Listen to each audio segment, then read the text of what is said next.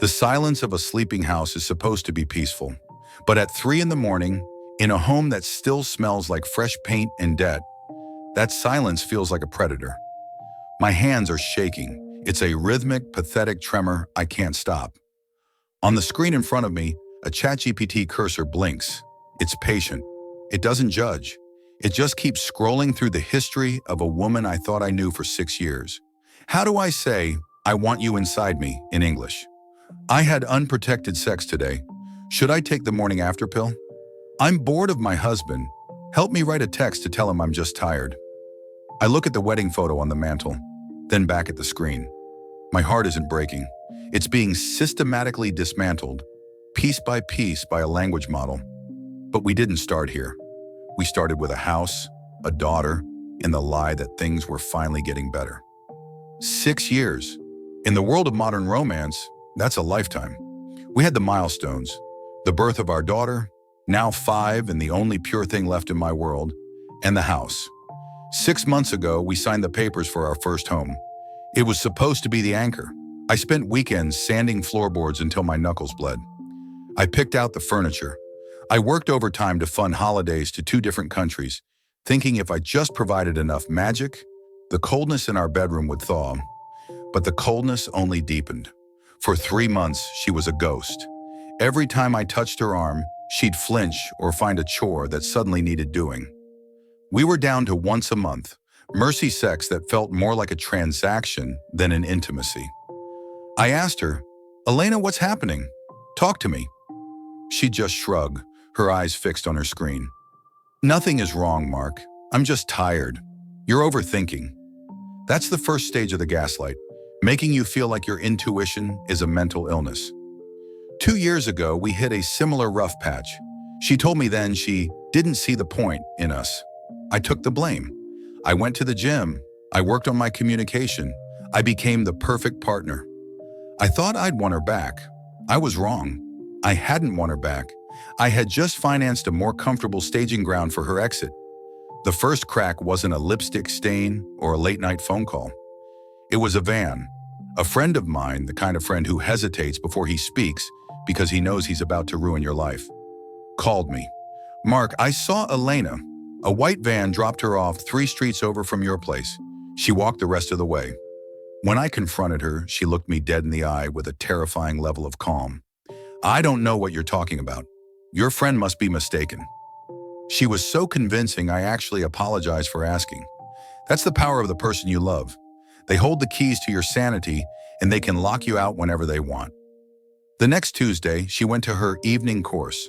She texted me at 9 p.m. "Exam ran late. Be home around 10. When she walked through the door, she was different. She was electric. She said she'd gone for drinks with a female friend. For the first time in months, she initiated sex. It was desperate, frantic. I fell for it. I thought, finally we're back. I didn't realize I was just the cleanup crew for a guilty conscience. 2 days later, I was checking our joint account. There it was. A line item that felt like a gunshot. 33 pounds. Online doctor.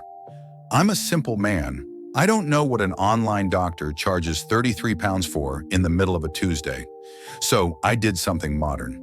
I asked ChatGPT, what is a common 33-pound charge from an online medical provider?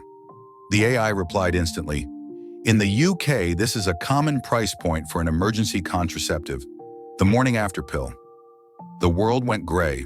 I told myself it was for a friend. I told myself she was sick.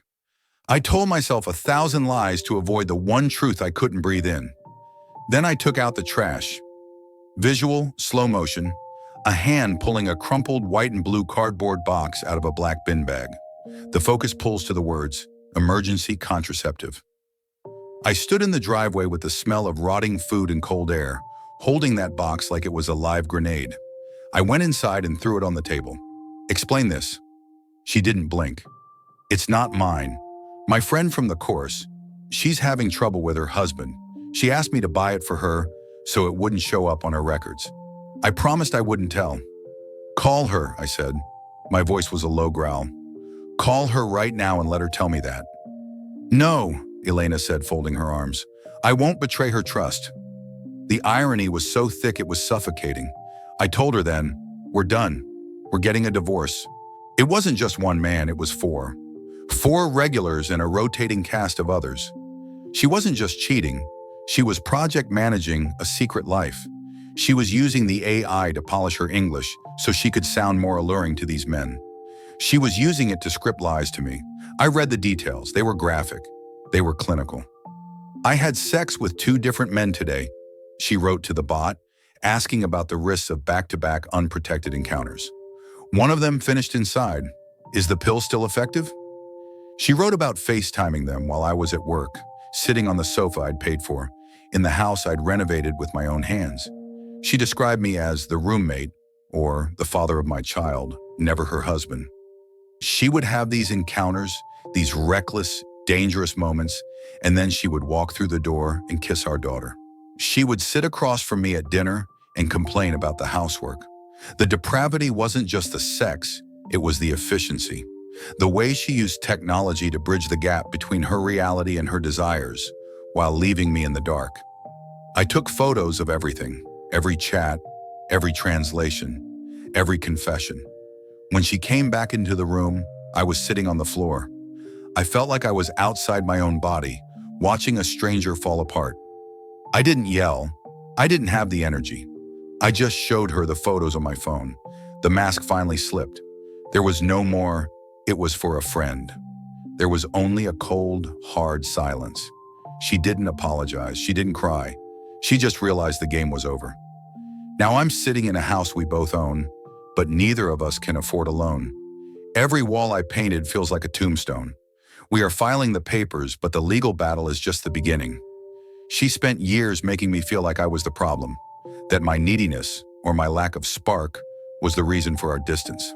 She weaponized my own self-doubt to keep me distracted while she lived a life I wouldn't wish on my worst enemy. How do you process this? You don't. Not all at once. You process it in seconds. 1 second where you don't cry. 1 second where you don't want to scream.